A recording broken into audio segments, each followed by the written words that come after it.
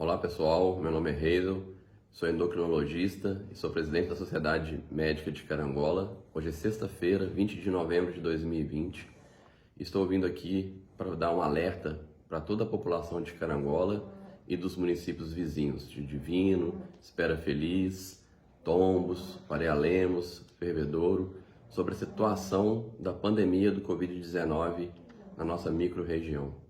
Ontem ocorreu uma reunião com os representantes da Superintendência Regionais de Saúde, entre o Ministério Público do Estado de Minas Gerais, com representantes da Secretaria Estadual de Saúde e a micro-região de Carangola e a micro-região de Manhuaçu, embora esteja numa zona amarela em relação à macro-região, nós estamos localmente num momento de enquadramento na zona vermelha, em virtude da nossa grande ocupação dos leitos de UTI, da grande ocupação dos leitos de enfermaria, onde ocorreram novamente o aumento da taxa de incidência. Eu mesmo, no meu plantão da segunda-feira, fiz 5 internações e atendi mais de 10 suspeitos de casos de Covid-19.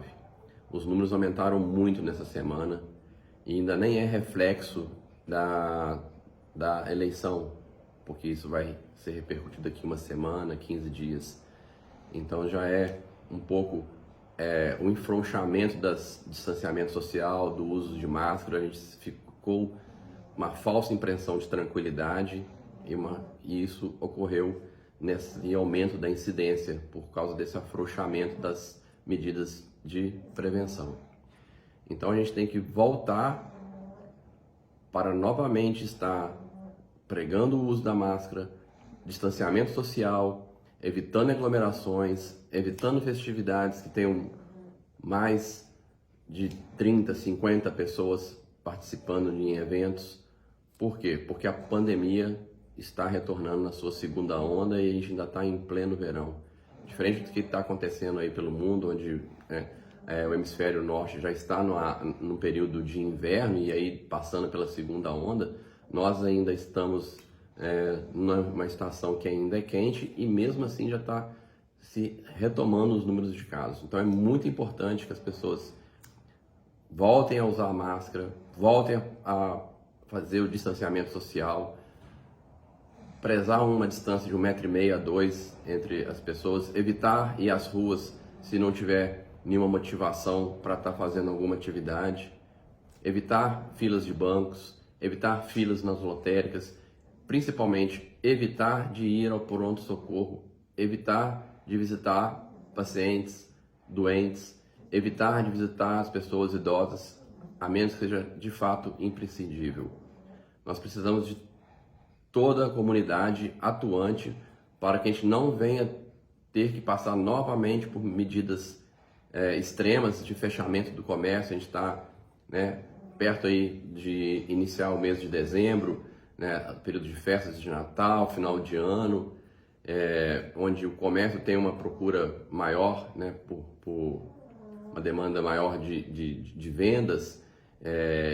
Então a gente tem que evitar que ocorra essa restrição de funcionamento do comércio para prejudicar ainda mais a nossa região, que já está empobrecida.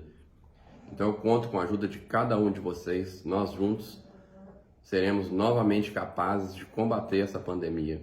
A Casa de Caridade já está se mobilizando para a reabertura dos leitos de Covid, para a reabertura do CTI de Covid, que havia sido fechado em função da falta de necessidade.